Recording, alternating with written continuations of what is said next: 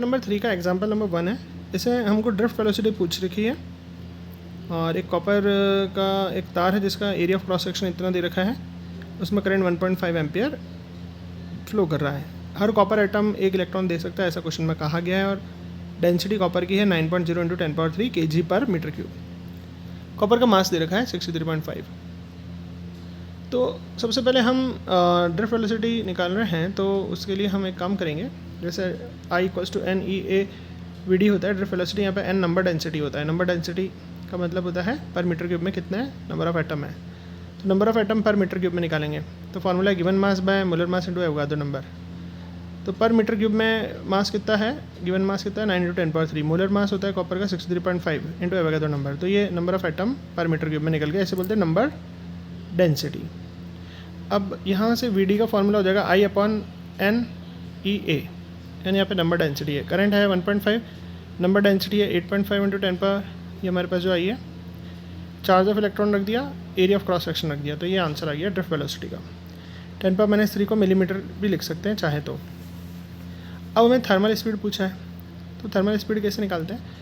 वैसे एनर्जी का formula heat से रिलेटेड होता है 3/2 kBT। ये 11th क्लास में आता था, अभी याद कर लीजिए, ध्यान नहीं हो तो एनर्जी का फार्मूला होता है 3/2 kBT।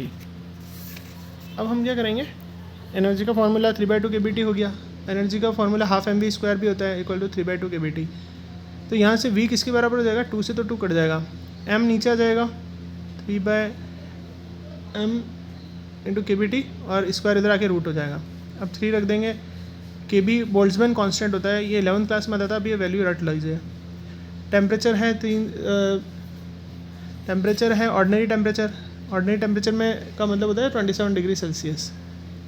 इसको कैल्विन में बदलेंगे तो 273 हम यहाँ पर ऐड कर देंगे। ऑर्डिनरी टेम्परेचर, ये रूम टेम्परेचर आपको ध्यान रखना है, तो 300 कैल्विन हो गया। टेम्परेचर के 300 रखेंगे। मास इलेक्ट्रॉन का बारे में बात चल रही है, इलेक्ट्रॉन का मास रख देंगे 9.1 × 10⁻31, तो ये आंसर आ जाएगा। ये है थर्मल स्पीड, है ना, इलेक्ट्रॉन को हीट मिलती है तो उसकी स्पीड होती है। अब ड्रिफ्ट और थर्मल का रेशो निकालना है, तो ड्रिफ्ट ही आई थी, थर्मल ही आई थी, रेशो ही आ गया। ठीक है।